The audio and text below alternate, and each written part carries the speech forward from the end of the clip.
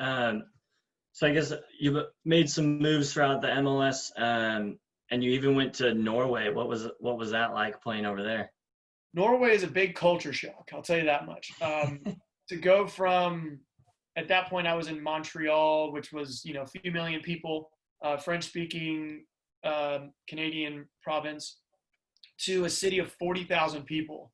So like, take the final where we played Atlanta and just take the bottom bowl, and that's the whole city, Yeah, but spread out in coffee shops and houses and stuff. So it was an incredible culture shock for myself and my wife now, but it was fun. yeah, You enjoy the simplicity of life. You only have like your three restaurants. We had an Indian spot, we had a sushi spot, and we kind of had like a bistro and like one pub. That's it. yeah, And that was what we had. And we had our friends, and we had to, make conversation. We had so little to do that every day at 4 o'clock we met at the same coffee shop and had coffee together and had fun. And it wasn't, there's no theme parks or things like that. So we really just enjoyed kind of the company and to learn the language and the culture. And I only have positive things to say about my time in Norway. nice. Yeah. And then the move to Portland. How did that come about from there?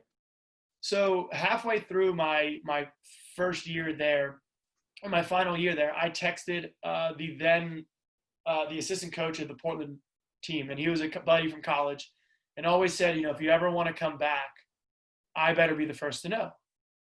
So he was the first to know, and I texted him today. I'm thinking about coming back, and this was in like August or July, and lo and behold, he was like, "Cool, thanks. Nothing crazy, nothing much at all." And then fast forward, I had a pretty good year, came back, and I had a few options. Montreal had my rights. It's long, kids.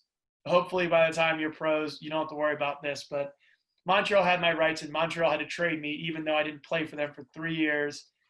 And so they didn't want to trade me to certain teams in conference. And then Portland came knocking, and I obviously knew the head coach because he was my coach in college. I knew the assistant coach because I knew him from college, Darlington and Ben Zemansky, and all the names go on. I knew them, and my agent asked me, "So what do you think of Portland?" I said, "That'd be fantastic." I watched a lot of Portland games the year they won the final because they played so many afternoon games. So 2 o'clock in Portland or 1 o'clock in Portland was 9 o'clock or 10 o'clock in Norway. So I was still able to catch those games and watched a bunch of the games.